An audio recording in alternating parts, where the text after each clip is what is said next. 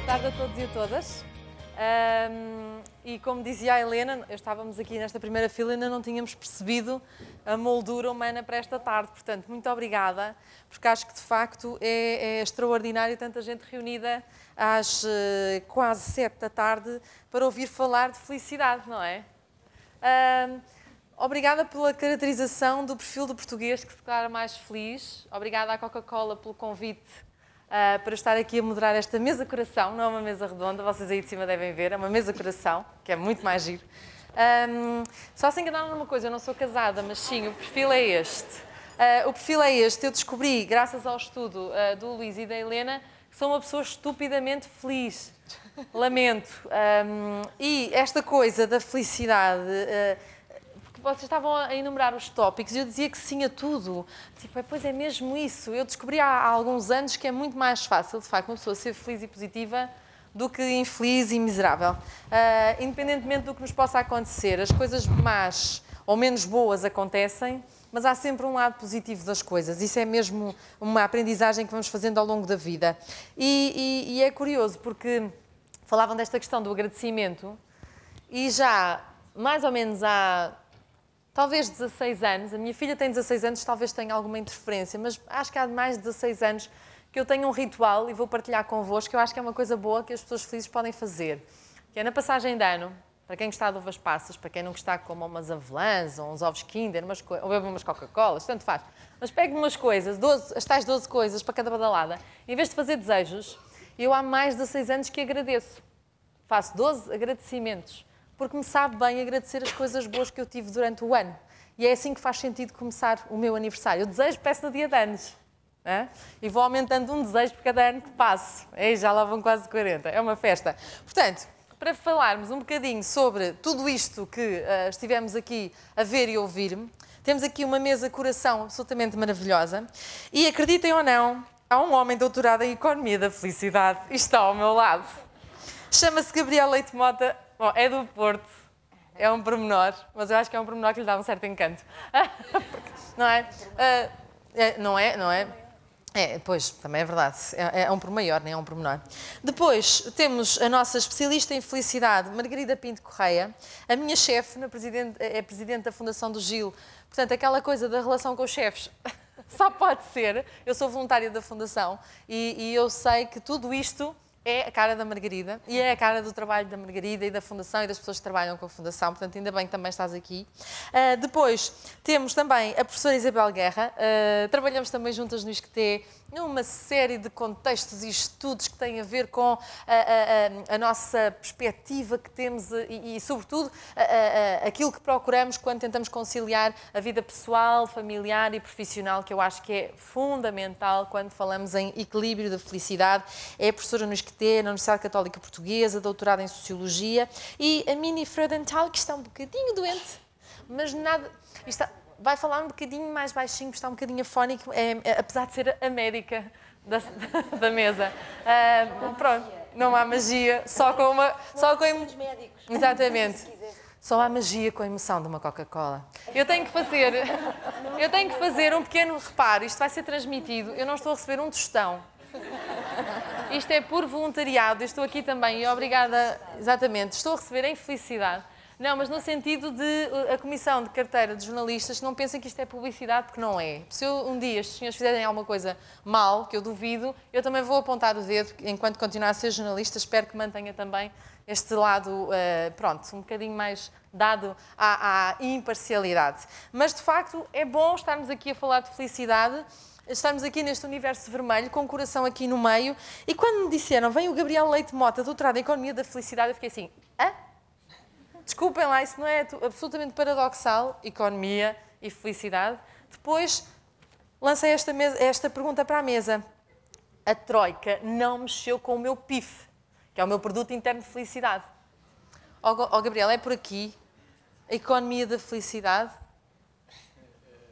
Bem, para já, muito boa tarde a todos. Queria também agradecer ao Instituto da Coca-Cola pelo convite e à professora Helena Marujo. Eu vou adorar e ficar feliz sempre que os micros subirem quando as pessoas falarem, e vamos falar todos ao mesmo tempo, portanto, os senhores do áudio que me perdoem. Gabriel, é agora. Está. Palmas para o Gabriel.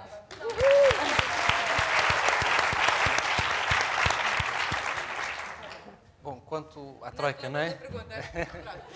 Se a Troika... Não, de facto, a economia da felicidade, fazendo uma pequena introdução muito rápida, é uma área de estudo que tem aparecido na economia, principalmente a partir de meados dos anos 90 do século XX. Portanto, é uma coisa relativamente recente, mais recente do que na psicologia, mas ainda assim algo que neste momento também já não enfrenta dúvidas de sustentabilidade científica.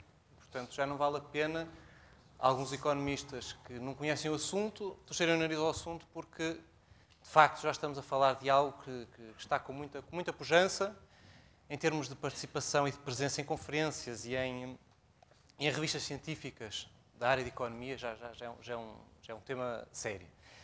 Dito isto, basicamente o principal objetivo foi conseguir pegar em dados de bem-estar subjetivo, que já existiam, e outros que foram sendo coletados, e correlacioná-lo com variáveis económicas tradicionais. E ver, afinal, como é que as coisas jogavam, em particular, como é que jogava esta relação entre a riqueza e o bem-estar. Basicamente, os economistas tinham vindo a assumir ao longo dos tempos que havia uma relação positiva, crescente e linear entre crescimento económico e bem-estar. Havia também, ao mesmo tempo, alguns que questionavam isso, punham sempre um certo ponto de interrogação se essa relação seria assim tão linear quanto isso. Bom, a partir do momento que houve dados e que se pôde experimentar, verificou-se que não era linear. Era positiva, crescente, sim senhora, mas não linear. Isso significa o quê? Que à medida que nos vamos tornando mais ricos, não estou a falar em termos de país, cada vez os aumentos de riqueza nos trazem menos felicidade.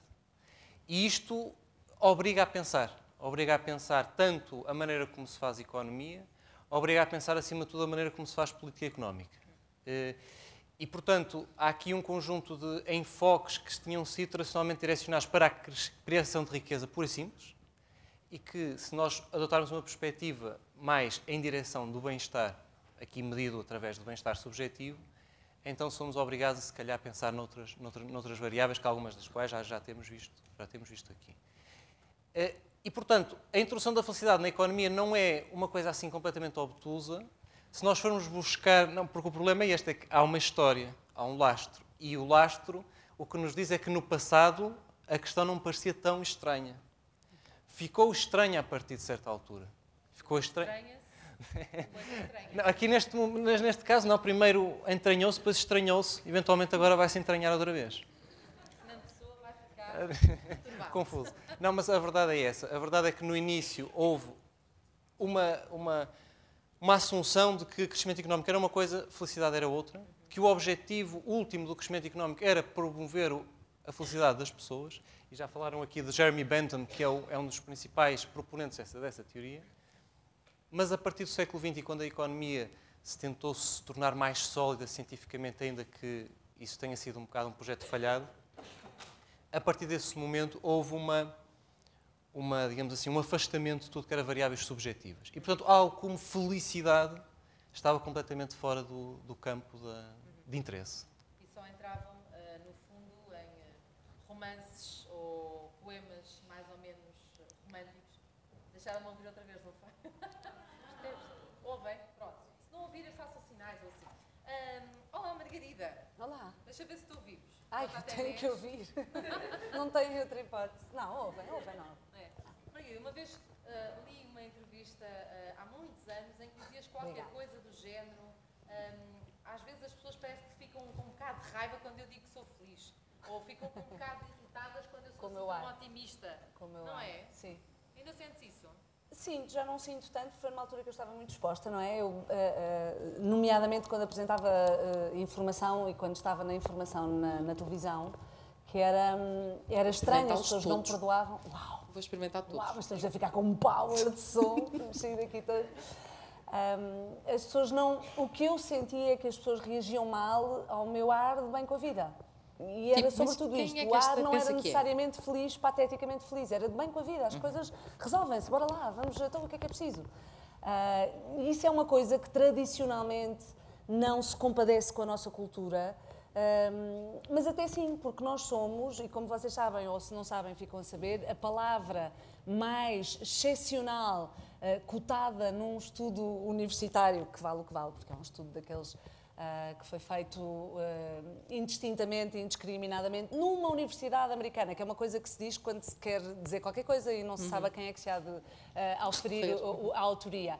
Uma universidade americana fez um estudo sobre as palavras mais difíceis de traduzir do mundo. E isto correu na net, que também tem uma verdade limitada, mas correu na net e esteve patente na net, e havia votação, e havia propostas, e a universidade fez um enorme estudo sobre isto e depois publicou. Eu é que não me lembro qual era a universidade, em boa verdade. E então havia um top 10 das palavras mais intradutíveis e mais esquisitas do mundo. E a primeira de todas, havia uma filipina e uma japonesa, havia várias orientais, e a primeira de todas era portuguesa. E a palavra era... Saudade? Felicidade? Saudade? Sim. Não, saudade é a palavra mais portuguesa, mas não é a mais intradutível. Desenrascanço. Não, é muito nice, eu fiquei extasiada com aquilo. E então é o quê?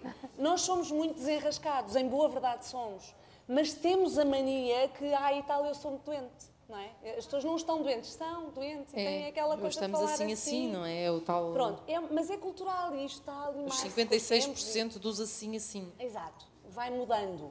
Agora, obviamente que há 20 anos atrás, há 25 anos atrás, era estranho, numa altura em que ainda não havia as televisões privadas, em que as rádios tinham acabado de ter o seu boom de cogumelos, de repente aparecerem pessoas numa figura que supostamente tinha que ser bidimensional e eunuca, a ter expressões de afeto, não é? Logo a seguir o José Rodrigues dos Santos começa a pescar o olho. Começou a fazer todas aquelas coisas e resultou. Mas o que ele faz, e é bom, é um ícone, quem o queira seguir, porque é uma pessoa única no seu género, e em vários géneros. Vocês são maldosos. Não, são felizes. Só quando se falou de sexo é que não sei o quê. Agora quando se fala de colegas também. Sim, senhora. Mas pronto, é uma audiência cheia, não tem problema, não é? Muito felizes. Agora, sim, ainda sinto algum, não é mal-estar, Já coisa. Apanhaste com uma do... Com as Olá, pessoas que... Margarida, então está tudo bem, está tudo ótimo. Não precisas exagerar. Eu já apanhei dessas, não precisas de exagerar. E queres falar, não é? Aquela coisa do... Não, mas está bem, mas eu que sou teu amigo, não queres falar? Porque as pessoas querem à viva força. Quer dizer, e a gente passa, todos nós passamos por milhares de tormentos, não é? E todos nós passamos por horrores e por tristezas e por infelicidades. É isso que dá sentido à felicidade, como a morte dá sentido à vida, quer dizer, etc. Podia ficar aqui o resto do dia a dizer que o escuro dá sentido à luz. Diz? Mas só temos 40 minutos. Pois, portanto, agora vou-me calar que já respondi à pergunta. Pois, olá Isabel. Olá.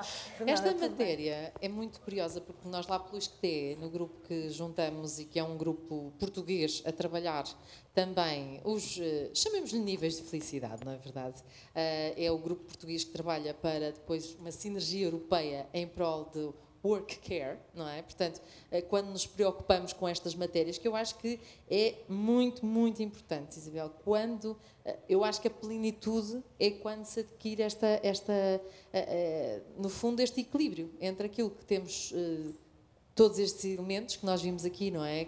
Estes elementos surpreenderam-na de alguma forma ou não? Não, quer dizer, eu acho que este estudo confirma praticamente o que nós temos vindo a fazer, que não é exatamente sobre a felicidade, mas onde a felicidade é abordada frequentemente. Nós trabalhamos, por exemplo, no estudo sobre as necessidades, que já fomos lá ao teu programa apresentar, e os resultados são muito consonantes com isso. Sim. E responde um bocado àquela questão que nos tinhas mandado, que é se há alguma especificidade na felicidade dos portugueses, não é? Portanto, o que geralmente nós dizemos nestes contextos é que os portugueses apresentam, comparativamente com outros países, maiores níveis de felicidade no que nós chamamos o capital social. Ou seja, sendo mais pobres no capital económico, são mais ricos no capital social. Portanto, nas relações entre as pessoas, nas relações entre a família, e isso acaba por compensar os níveis de felicidade. E os nossos estudos confrontam muito as perguntas sobre a qualidade de vida, que são muito inferiores comparativamente com a média europeia, com a felicidade, que é muito superior a alguns contextos comparativamente com a média europeia. Portanto, a quentura da sociedade portuguesa tem também reversos de medalha. Não sei se tenho a oportunidade de voltar a isso, porque isto é muito bonito. Eu conto sempre o exemplo que é que nós, quando vamos ao hospital, temos familiares doentes, há uma senhora lá à porta a dar-lhe senhas para não estar mais que 2 pessoas. não é? Eu que vivi um tempo em França, há campanhas para não se abandonarem os doentes no hospital, porque eles estão lá sozinhos e ninguém os visita, a família não vai lá. Portanto, mostra realmente a nossa rede de relações tão próxima. Mas depois também tem um reverso da medalha, é que somos muito amigos destes grupos fechados, mas somos coletivamente muito desconfiados, não é? E, portanto, são matrizes, entre aspas, de uma sociedade rural que não cresceu o suficiente para ter compromissos de solidariedade pública que exigiriam, se calhar, menos queixume, menos não sei o quê, e outro tipo de energia, como a Margarida estava aqui a dizer. Bora lá. Quer dizer, não está bem? Então, bora lá. Eu acho que a gente cada vez satura menos a nós próprios neste queixume coletivo, claro. Não é? E estamos naquela fase do vamos lá ver o que é que nós podemos fazer. Exatamente. Pelo Até país, pelos outros, não é? A queixa é uma maneira também de não fazer, não é? Porque claro. esgotamos-nos ali no queixume, não é? Claro. É curioso porque esta média, não é, os valores que alimentam as nossas vidas, a dádiva, a partilha, a celebração de datas relevantes, a alegria, a gratidão, etc, escolhe cuidar-se e cuidar dos outros. A Helena focou, de facto, este detalhe que tem feito parte do meu currículo deste ano, que é presidir ao Ano Europeu do Voluntariado, e eu só encontro pessoas felizes, por muito mal que estejam na vida, o que pode parecer paradoxal, mas não é, porque são pessoas que podem não estar bem, mas como a vida faz sentido em prol dos outros, estão sempre bem, são sempre felizes. Eu encontro muitas pessoas felizes. E, doutora Mini, depois há um lado que eu até gostava de ter visto também, se calhar é o tal microestudo, não é? Que tem a ver com as relações, nós somos química, a água, etc.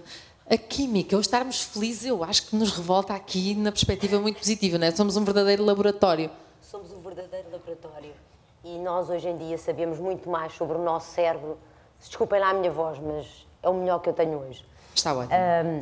Sabemos muito mais sobre o nosso cérebro. E o nosso cérebro, nós sabemos hoje que tem 300 trilhões de conexões entre os neurónios. Ui, e elas na maior parte das pessoas, vá. Na maior parte das pessoas. Não, e é verdade. Isto é, nós nascemos com estes neurónios todos, mas o que nos distingue uns dos outros são as conexões entre eles. E não é o número, é as conexões. Ora bem, e estas conexões estão sempre a mudar e podem ser ajustadas não só pelas experiências da vida, mas por exercícios e pela consciência que nós cada vez temos mais hoje em dia de que temos... Ops, foi-se embora. Não, foi. Que temos capacidade para alterar esta química, isto está assim por... Bom, que temos capacidade para alterar esta química com atitudes, comportamento, como, por exemplo, uma vez entrei num café, estava uma senhora a chorar, entrou uma a queixar-se mais do que ela. A outra parou para ouvir. Virou, não, sorridente, tornou-se uma médica, ficou feliz, quer dizer, de facto, quer dizer, há uma quantidade de atitudes, de comportamentos e também na saúde, que é o meu ramo, a dieta, o exercício, a atividade, nós sabemos que tem uma influência enorme nessa química, que nos faz feliz. Mas que à partida pode ser muito diferente para nós todos. É um jogo, não é? A gente nasce, tem um DNA, tem uma química, mas a parte mais interessante é que hoje em dia nós estamos conscientes de que podemos mudar esse destino. Exato. Não é fatal, temos uma matéria que podemos ser nós os escultores. E eu acredito que a felicidade ajuda à saúde.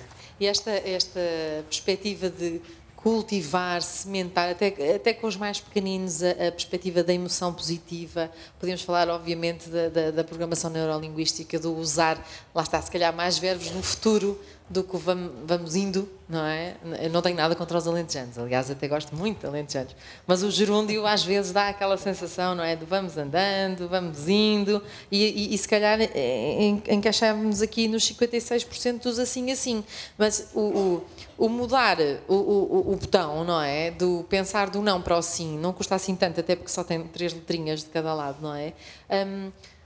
Mas parece que dá sempre muito trabalho, é a tal questão do é mais fácil queixar.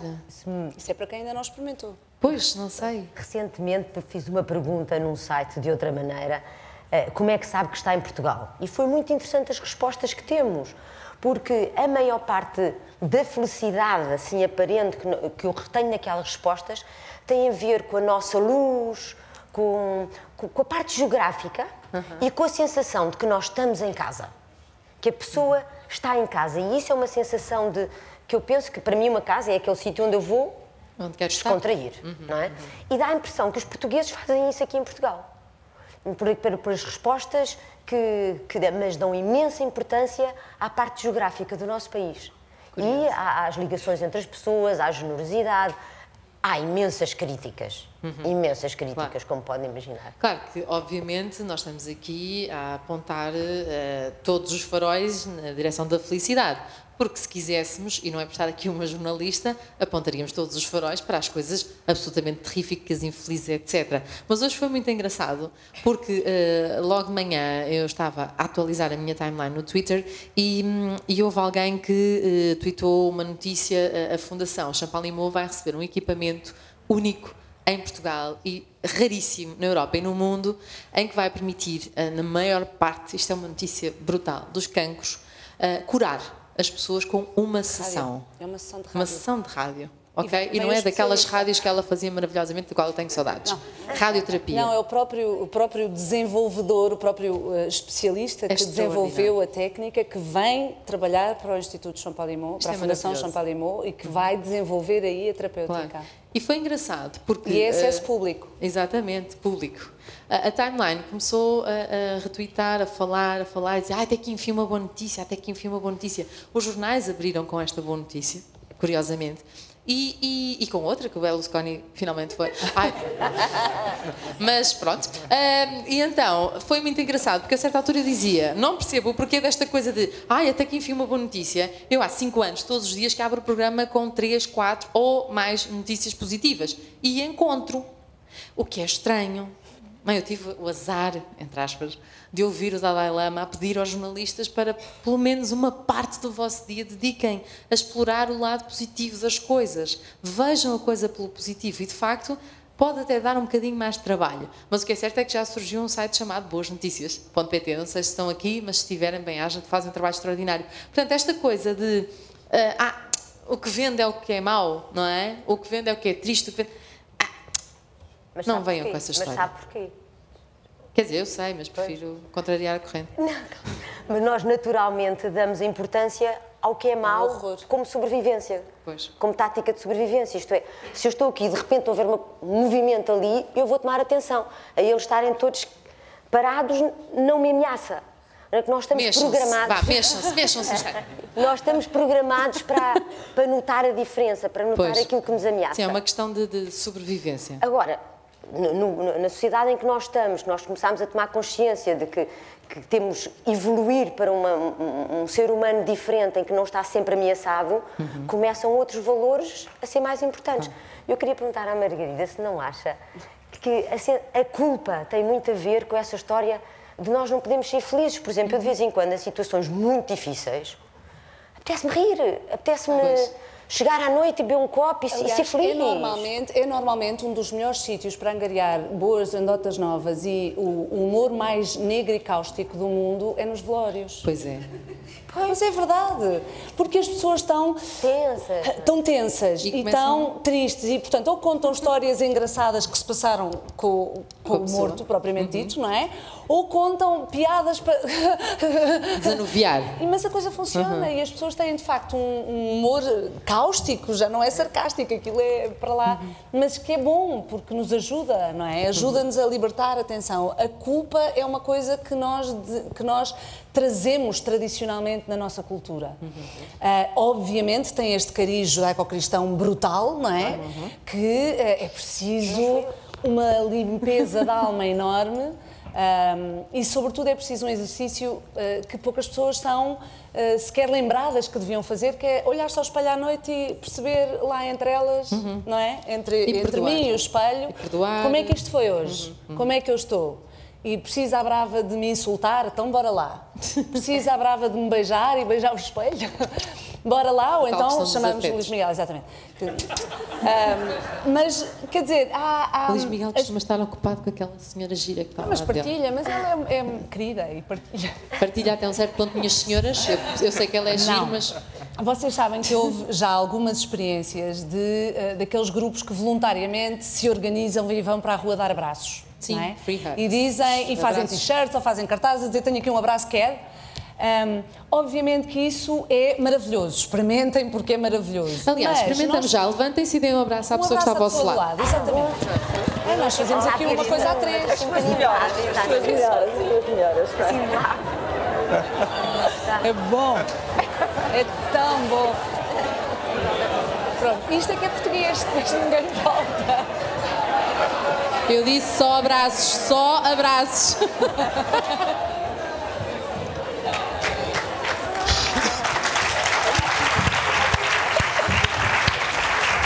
Ai, eu tenho este dilema. Sabes que esta coisa... Eu tenho este dilema que eu adoro dar abraço. E não te sentes? bom. Quando as pessoas ficam assim, tipo, o que é que tu queres?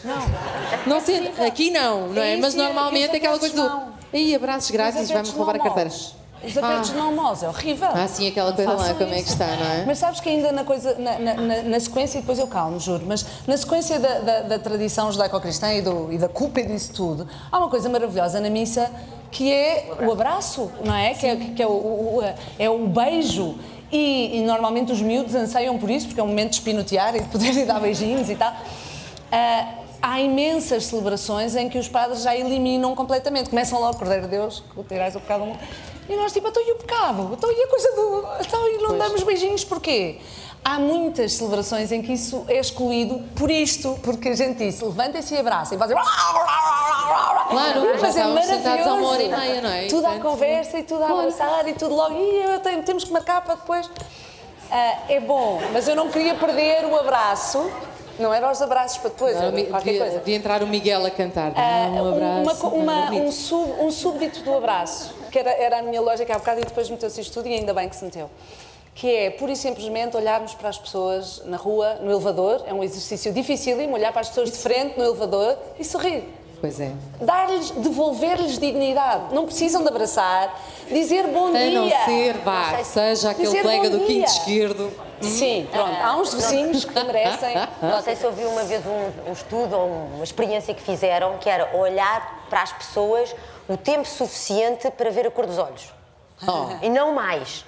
Também não pode ser demais. Senão é fácil. Mas para notar... Pronto, mas para notar a cor dos olhos. É uma coisa que eu testo, a ver se anda a ver a cor dos olhos das pessoas. Claro. Gabriel, costuma ver as cores dos olhos ou não? Acho que sim, acho que tento fazer por isso. Mas eu gostava de dizer uma coisa, porque acho que é importante numa discussão como esta falar disto, que é esta distinção entre o que cada um, e que foi apresentado nos slides, o que cada um pode fazer por si para se tornar mais feliz, e depois o que é o contexto social que nos pode permitir ficar mais felizes. Eu, enquanto economista da felicidade, estou mais nesta parte. Não é? Na psicologia positiva estarão mais na parte dos instrumentos para o indivíduo poder ser mais feliz por ele próprio. A um economista interessa mais esta envolvente macro e como é que estas inter-relações condicionam as pessoas. E há aqui problemas. Eu quase que arriscaria a dizer que pode ser mais difícil esta parte macro do que a parte micro. Por isso é que você está em minoria. Pois, não é. Sendo homem. Por exemplo, na questão do dinheiro. Ao bocado ali falou-se do paradoxo da felicidade. O paradoxo da felicidade o que é? Foi a constatação de que, ao mesmo tempo que num país, num dado momento de tempo, os mais ricos são mais felizes que os mais pobres, e aquilo também estava corroborado neste estudo, ao longo do tempo, os países mais ricos não conseguem tornar-se ainda mais felizes. Ou seja, ao mesmo tempo que nós vemos um país a crescer e a tornar-se mais rico, nós não conseguimos observar a mesma repercussão na felicidade. Mas então, por um lado parece que o dinheiro está a trazer felicidade, mas por outro lado parece que não.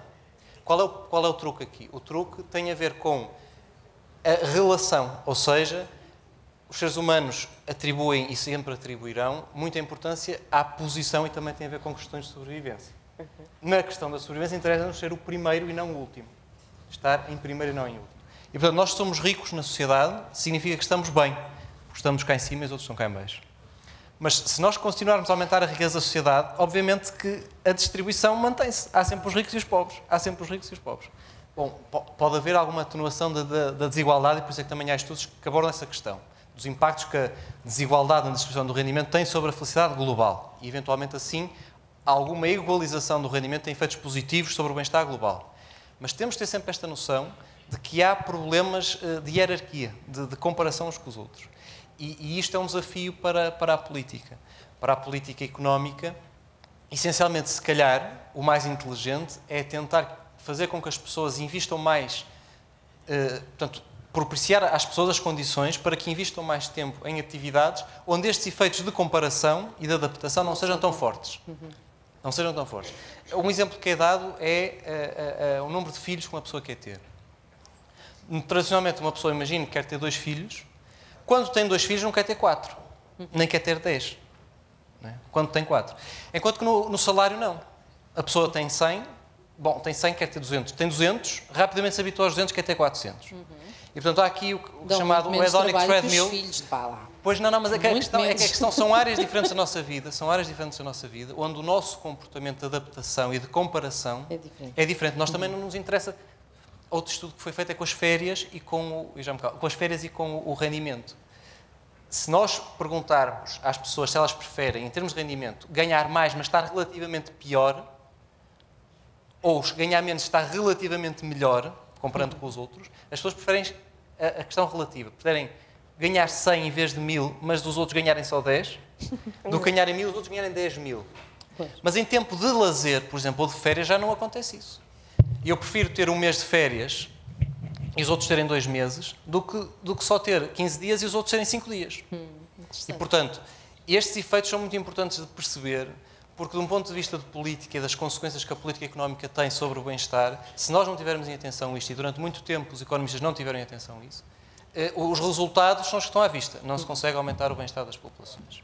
E é curioso, estes dados são muito... Pois. Não, é porque eu também sou muito sensível ao raciocínio que ele faz, porque também nos estudos temos feito, há uma altura em que nós fazemos uma análise multivariada para ver quais são os fatores que mais contribuem para a felicidade das pessoas. Só que são fatores compostos. E a primeira questão é essa, quer dizer, é preciso ter um mínimo desafogo material para uma pessoa sentir felicidade. Ou seja, as pessoas muito pobres, que nos chegam ao fim do mês e que não têm, que têm dívidas, não sei o quê, o que a gente chama o índice de privação, há um patamar mínimo. Segunda questão, da ordem também individual, é ter saúde, não é? Portanto, as pessoas doentes, ou que se consideram doentes, também, portanto, têm mais dificuldade em ter índices de felicidade elevados. Os outros 2 fatores são mais engraçados, porque são mais sociais, se quiser. O primeiro é o tal capital social, e aqui está não só ter amigos e ter uma boa família, mas também ter confiança uns nos outros e ter confiança nas instituições. E o fator confiança em Portugal é um fator extremamente que vale a pena discutir, porque realmente os índices de confiança são muito baixos, comparativamente. Mas, portanto, é preciso não só ter amigos, mas também ter confiança nos outros e nas instituições. E o último fator que conta, que foi talvez um bocadinho de surpresa, é ter confiança no futuro a partir de situações ligadas à segurança social pública. Ou seja, portanto, indicadores que dizem: eu penso que um dia tenho a minha reforma salvaguardada, eu penso que um dia tenho... Não é? Portanto, era o quarto fator de uma grande multiplicidade de fatores. A concentração da explicação da felicidade eram 2 fatores individuais, portanto, os rendimentos, a privação e a saúde, e depois o capital social e a segurança no futuro.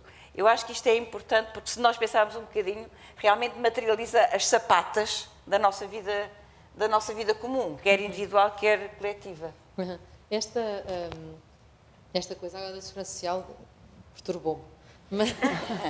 Não, porque eu estou a preparar um programa sobre o poupar para a reforma e não passa de todo com estar à espera com alguma coisa da segurança social, infelizmente. Mas há sempre esta, sem saída tónica da felicidade, quando, eu pelo menos, por exemplo, quando agora, a última vez que estive em Itália, eu senti que os italianos que eu tinha, porque eu adoro Itália e sempre que posso, é uma coisa que me faz feliz, é estar em Itália, e eu senti...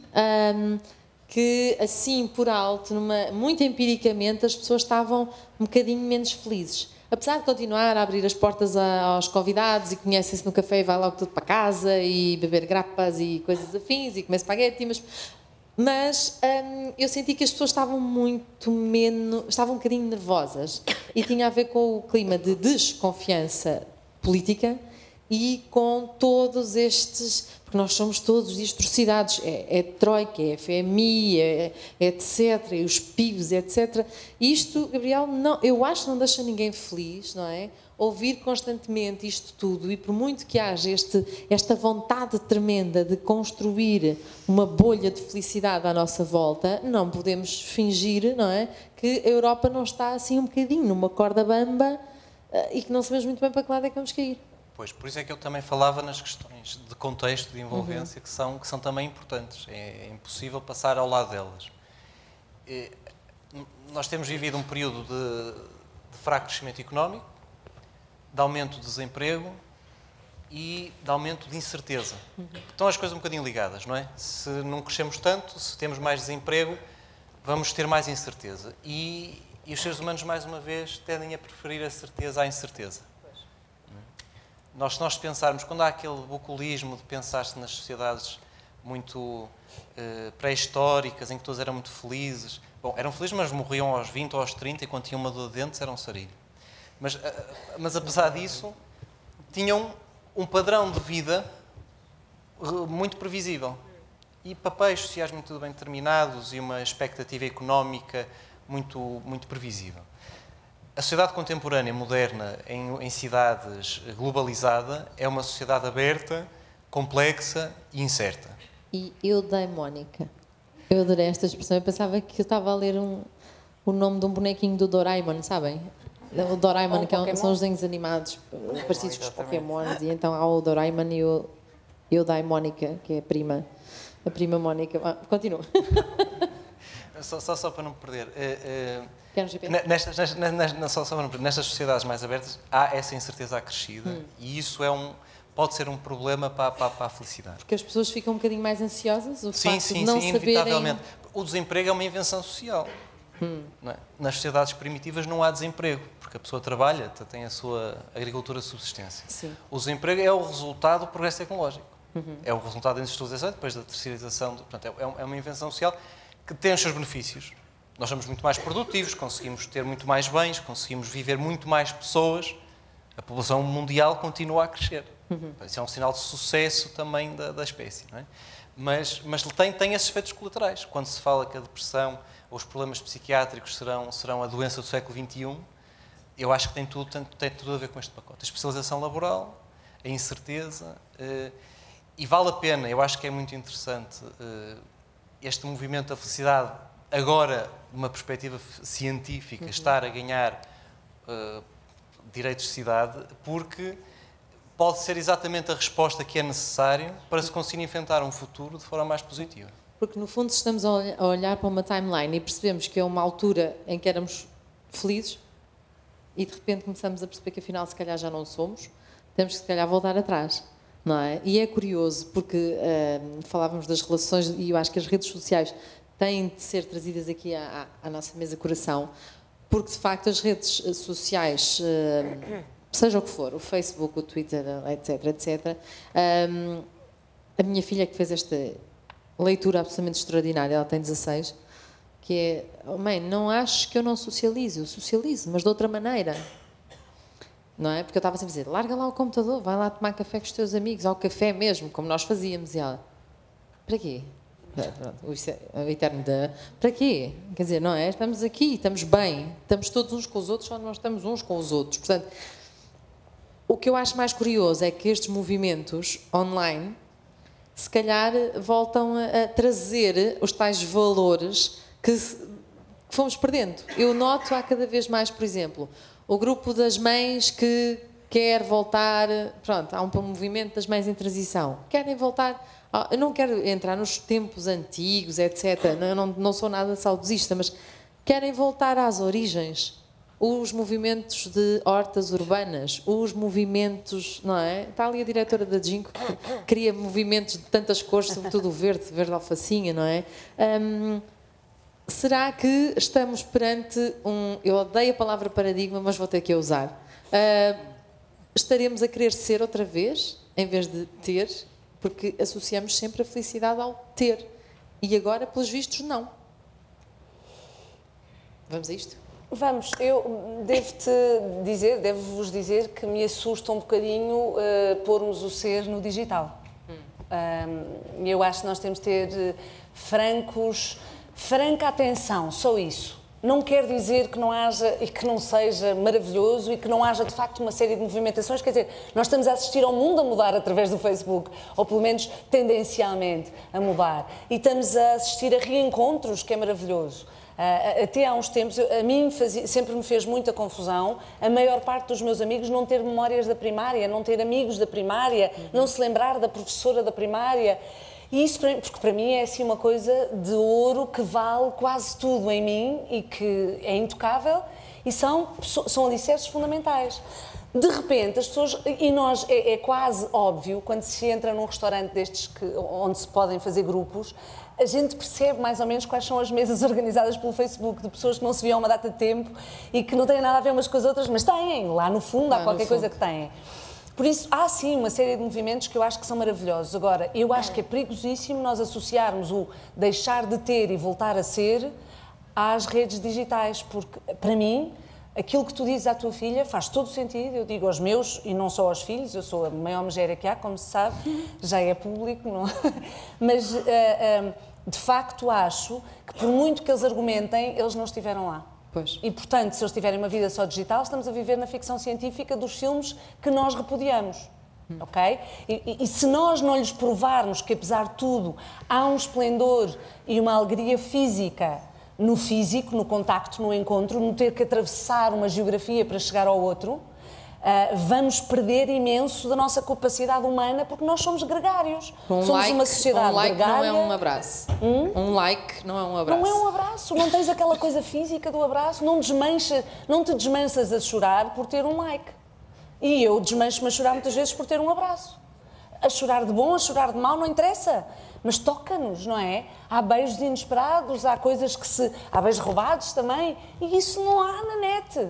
Para além de que há uma capacidade de construirmos personagens que já chega à nossa capacidade de criarmos peles de cebola a vida toda, não é? E que aí, pelos 30, começamos a perceber que se calhar temos uma data de coisas que não nos pertencem, que nós pertencem-nos, mas que nós construímos, não é? Hoje em dia, precisamente por podermos voltar atrás através dos encontros no Facebook, podemos recuperar mais de nós daquilo que éramos originalmente e que fomos destruindo ou que fomos prevaricando ao longo dos tempos. Mas é o lado bom. O lado mau é ficarmos só aí, é não trabalharmos ao espelho. E eu não posso dizer hurrá ao facto de passarmos a ser porque estamos no digital, porque no digital também fingimos imenso. Sim, sem dúvida. As pessoas podem dizer o que quiserem sobre si próprias e não tem que necessariamente ser verdade. E não está lá ninguém para testar. Não está lá ninguém para sentir se eu estou ou não estou a ser honesta. E, portanto, eu tenho alguns pruridos nisso e acho que a felicidade é muito mais quente quando é verdadeiramente humana, não é?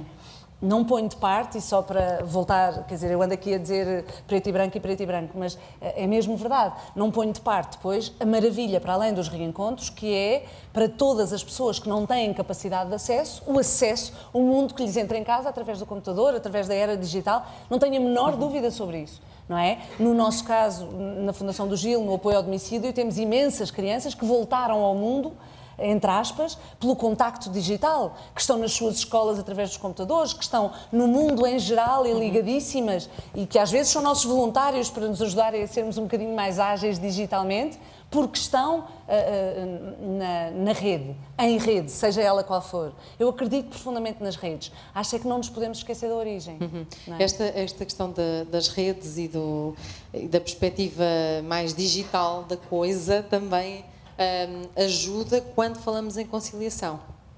Quer dizer, eu gostava de pegar no que tu disseste. Eu acho que a nossa atrapalhação atual é exatamente termos dado conta de que aquela relação linear do desenvolvimento em que amanhã é melhor que ontem e depois da amanhã ainda é melhor que amanhã, caiu de base. E, portanto, é a noção de que o desenvolvimento não nos é dado como garantido e nós tínhamos-lo como garantido. E, portanto, não quer dizer que o amanhã não existe e não exista como possibilidade. E é por isso que eu faço a ligação com a felicidade. É porque ele existe, mas existe se nós o construirmos. Não existe se nós ficarmos à espera que ele se faça por si próprio, como uma lei da história inquestionável. E para o fazer, nós temos que ter energia positiva para construir. Nós não agimos pelas nossas desgraças, nós agimos pelos nossos recursos, por aquilo que gostamos, pela nossa felicidade. Não é? E, portanto, essa dimensão da ação vem não das queixas, mas dos projetos. A gente diz, eu tenho um projeto, não é? É sempre uma dimensão positiva do amanhã. As realizações, etc. Portanto, nesse sentido, o amanhã pode ter menos que hoje, não é? E vai ter. Portanto, deem de garantido, mas vai ter pelas boas razões. Vai ter porque há uma data de continentes que estão a emergir. Há uma data de chinesinhos que viviam só de arroz e que agora conseguem pôr um marisco, não é? E esperemos que amanhã a África faça a mesma coisa. E quando dividimos tudo por todos, porque nós olhamos sempre o desenvolvimento a partir do nosso umbigo, não é? Nós éramos os ricos da festa, mesmo sempre pobrezinhos como somos em Portugal, éramos, apesar de tudo, ricos da festa. Portanto, quando repartirmos tudo, nós vamos ter que ser mais frugais. E, nesse sentido, vamos ter que reinventar valores que deem sentido a esse destino das coisas. Para isso, temos que ser felizes, porque temos que ter recursos, temos que ter capacidade de ativação.